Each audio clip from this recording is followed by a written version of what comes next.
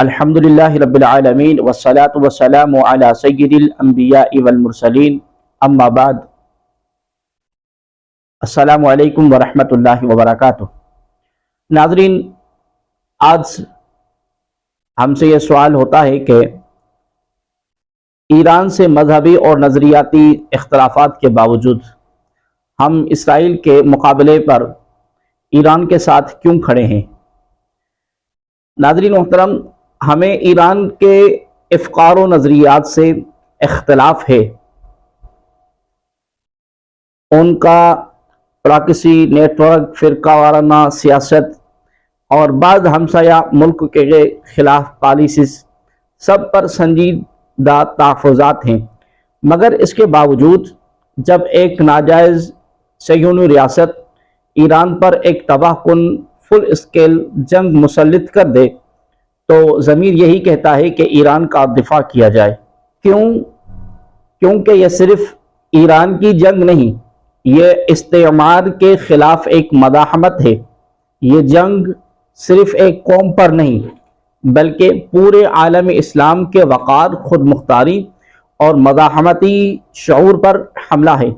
مگر سچ تو یہ بھی ہے، ایرانی حکومت کو اب سنجیدگی سے خود احتسابی کرنی ہوگی۔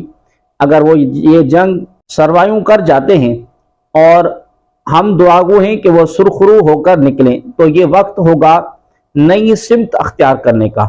ایران اور دیگر تمام اسلامی ممالک کو پراکسیز، ملیشیاؤں اور مسلک اور فرقے ایکسپورٹ کرنے کے بجائے امت واحدہ بننے میں عظمت تلاش کرنی چاہیے۔ اپنی ایئر فورس، ایئر ڈیفنس اور انٹیلیجنس سسٹمز کو ترجیح دیں۔ بیرونی مداخلت کے بجائے داخلی استحکام اور تکنیکی ترقی پر فوکس کریں۔ گزشتہ دہائیوں میں ایران نے عرب دنیا میں سپاہی محمد، لواء زینبیون، فاطمیوں، حشد شعبی، حزب اللہ، حوثی سب کچھ بنایا، مگر آج کی جنگ میں کوئی بھی ان کا مددگار ثابت نہ ہو سکا۔ شام میں فرقہ وارانہ قتل و عام نے وہاں کے لوگوں میں ایران کی نفرت بھر دی ہے۔ ایران کی پالیسیوں کی وجہ سے ترکی، آذربائیجان بھی دور جا چکے ہیں۔ روس، چین خاموشی تماشائی بنے بیٹھے ہیں اور آپ اپنی عوام میں موساد و را کے ایجنٹس جڑ پکڑ چکے ہیں۔ یہ لمحہ ہے جاگنے کا۔ اب نہ تو وقت ہے ماضی دہرانے کا، نہ پرانی پالیسیوں پر اصرار کا۔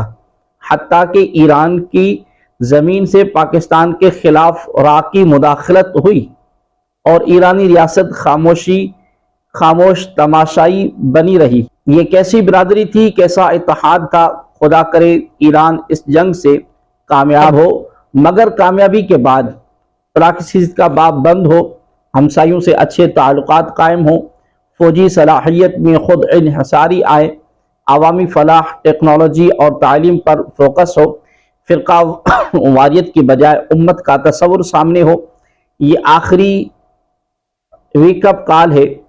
ہماری دعا ہے کہ اس جنگ میں ایران صرف بچے نہیں بلکہ نیا جنم لے، اور یہ نیا جنم درست ایمان اور امت کے درست تصور اسلام کی طرف جائے، نہ کہ جنگ سے بس جانے کے بعد امت میں تفریق اور دنیا کے مسلمانوں کے لیے ظلم اور خون ریزی کا سبب بنے۔